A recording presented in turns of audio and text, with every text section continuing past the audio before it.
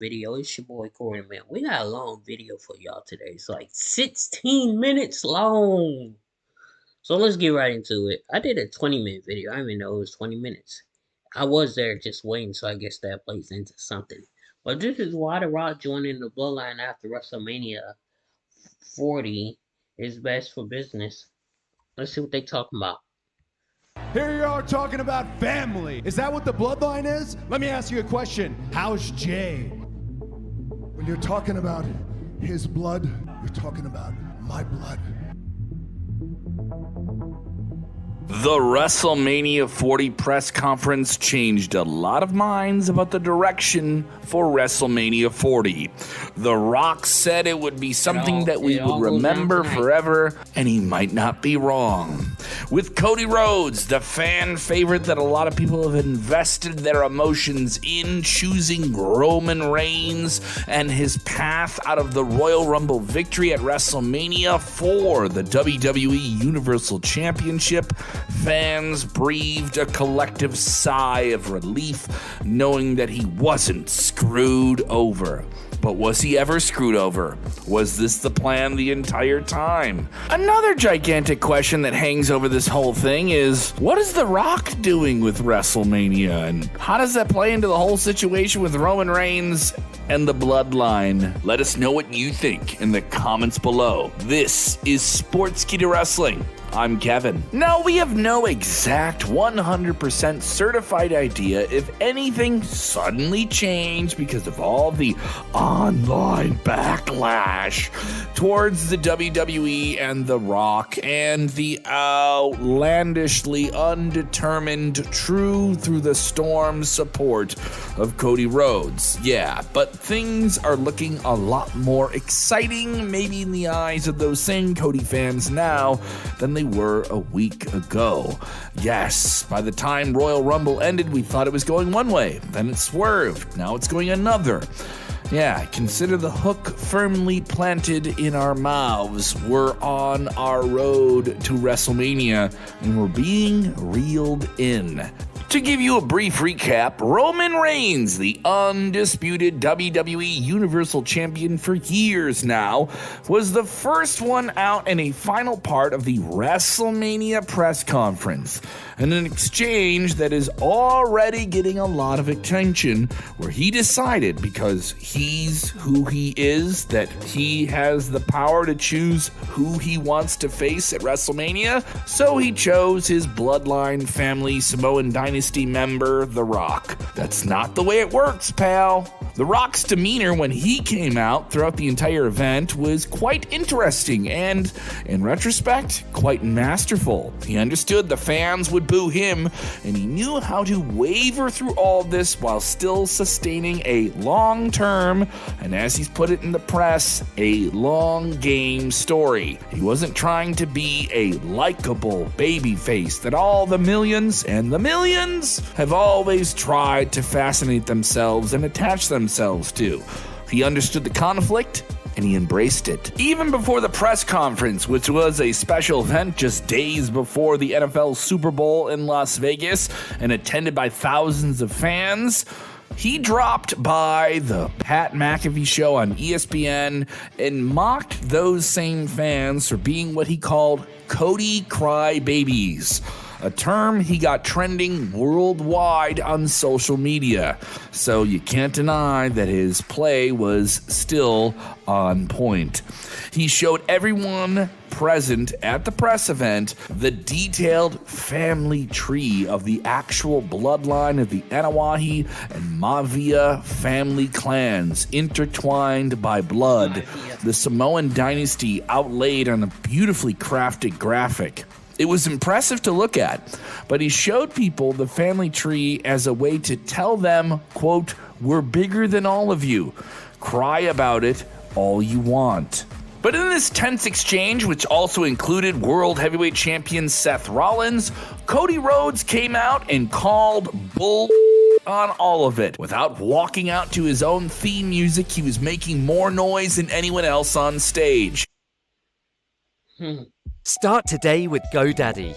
If you can dream it, you can build it. Why not? Whatever your idea.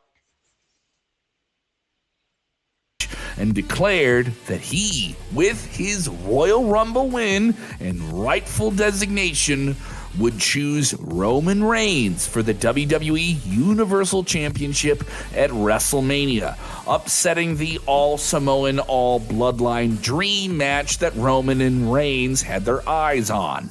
After Roman Reigns and all of his indignation took a jab at Cody's Hall of Fame father, Dusty Rhodes, calling him irrelevant, which makes no sense, Cody hit back by telling him and The Rock that their grandfathers, if they were still alive, would be ashamed of them for their political maneuvering here. It's worth noting that The Rock is still a part of the corporate infrastructure of WWE on the board for TKO, the parent company of WWE. An interesting fact that is very real that WWE is weaving into this story. The Rock took offense to this statement, telling Cody that when he insults Roman's bloodline, he's insulting his bloodline, his family.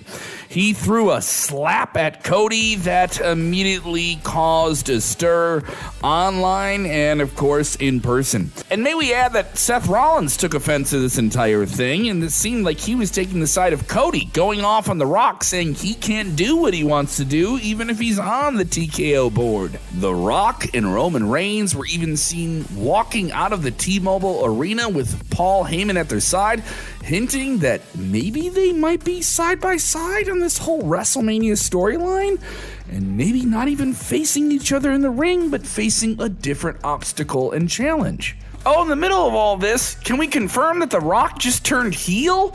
That's right, that's something he's even said recently on Instagram since the WrestleMania kickoff press conference. He's a villain now. The biggest movie star in the world is a villain against Cody Rhodes. Think about that. This got us thinking, what if, and we mean just what if, The Rock really embraced this entire heel thing and went full-fledged as a member, if not a leader, of the Bloodline after or around WrestleMania 40. Here's why it's, wait for it, best for business.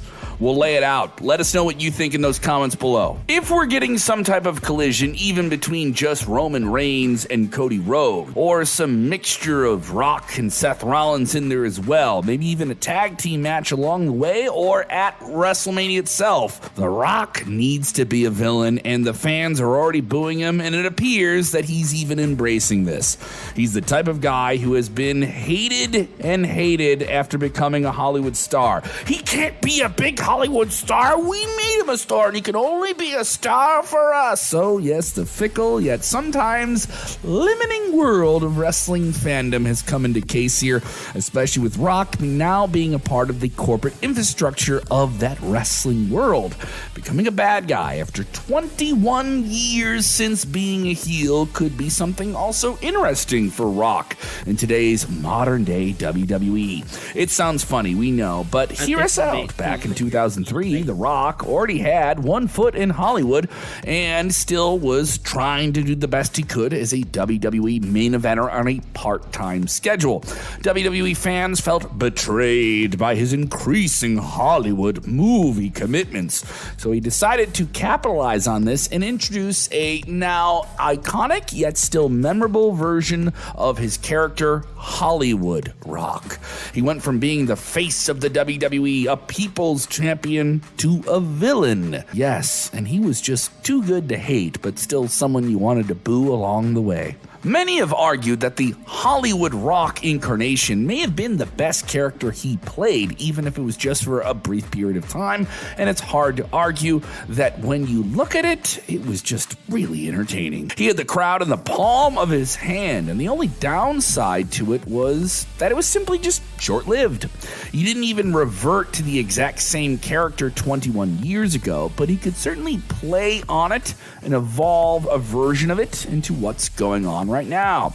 He was a newbie in the Hollywood movie machine back then, but still certainly a certified superstar in the world of entertainment via WWE, and he's now one of the biggest movie stars in the world and also one of the biggest players in all of entertainment, and of course, once again, on the board of TKO. a role that is infused directly into this storyline. How clever WWE has done that. It's going to make the build-up to WrestleMania 40 a whole lot more exciting and intriguing, and it appears that WWE is responding to what the audience is saying and embracing it, and so is The Rock. Yeah. They smell what the audience was cooking. You see what we did there? Another detail that went unnoticed by most during the entire WrestleMania kickoff press conference event was the fact that Roman Reigns may have been playing a supporting role to The Rock, which makes sense. This is The Rock, by the way. Do we need to remind you that? When The Rock had an angry confrontation with Triple H after the event backstage, where he threatened to knock Cody's teeth down his mouth, Roman Reigns just kind of stood silently by his side, letting Rock deliver the dialogue that mattered most, essentially being to The Rock what maybe Jimmy Uso was to him. Yes, maybe someone further up the bloodline, if you will. But we're not going to lie. The footage of The Rock and Roman Reigns exiting the arena together, the two-man power trip, was still pretty cool to see.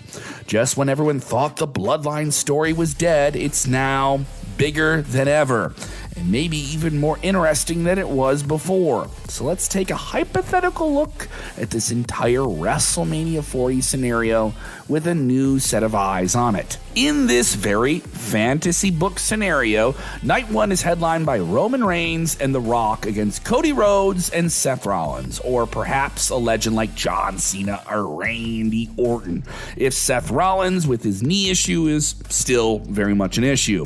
The only issue here is Seth Rollins being in the press conference, and the altercation with The Rock puts WWE in a position where he's kind of going to have to be a part of the match. The Rock and Roman Reigns pick up the win through nefarious tactics. Yes, their entire family once again involved in another decisive win that isn't that decisive, leaving them tainted as the heels, but still vigorously positioned as someone who believes they're the heroes, even though they're the villains.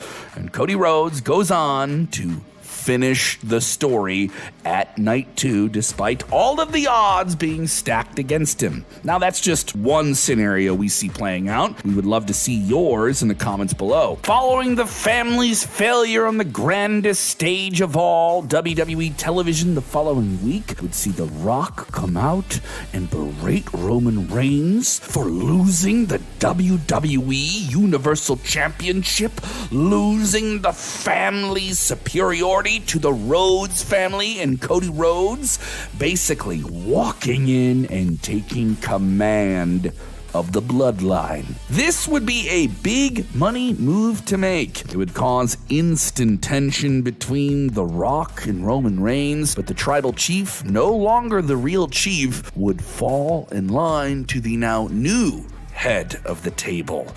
Yeah, certainly interesting right there. The only real issue of this is, do you get Roman Reigns with his part-time schedule really playing this entire bloodline storyline out? What about The Rock? He's even more part-time. Do you then rely on Jimmy or Jey Uso, Solo Sikoa, Paul Heyman to keep the mantle going while they're not there?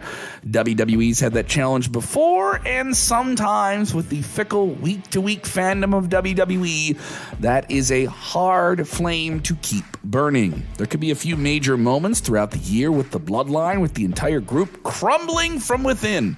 Or better yet, there could be some new additions like maybe Jacob Fatu, who is a free agent and possibility within the wrestling world. Or better yet, there could be some new additions to the WWE bloodline fold, like Jacob Fatu. There are a lot of possible names out there who could play into this entire thing, and hopefully culminating with a bloodline civil war, or perhaps a Solo Sikoa turns on someone and sides with The Rock, or vice versa. There's a lot of moving pieces here, with a lot of weight to it, emotionally tied by family and blood bonds. And we know for sure at some point the story between The Rock and Roman Reigns is going to end with them being in the ring against one another. If The Rock happens to be on the right side of wrestling fandom once or twice within 2024, it would be insane to see him team up with the Bloodline in some form, maybe even a big multi-man match like Introducing the English test designed for you. Convenient, fast, affordable. War games. Yeah, all the possibilities are there, and it seems more possible that we'll see more of The Rock, with him now officially part of WWE's corporate structure. The best part of this is that the entire story sort of writes itself to some point, and there's absolutely zero requirements to have any championships involved because so much is bigger than just a title. This is personal. Not only that, but it's fairly simple and straightforward in a story that doesn't need to be convoluted and filled with controversy. Or maybe it does. Who knows? An end result, a seamless setup of Roman Reigns versus The Rock, WrestleMania 41, wherever that may be, this time without a title involved and a personal title of head of the table involved. One that they've alluded to for quite some time. You can bet your ass WWE fans aren't going to be complaining about seeing Rock versus Roman Reigns, or maybe they will, who knows, this is the internet, when no other superstar is getting negatively affected by it and no titles being held up with it. Yeah, maybe then you'll be on board. You fickle fans.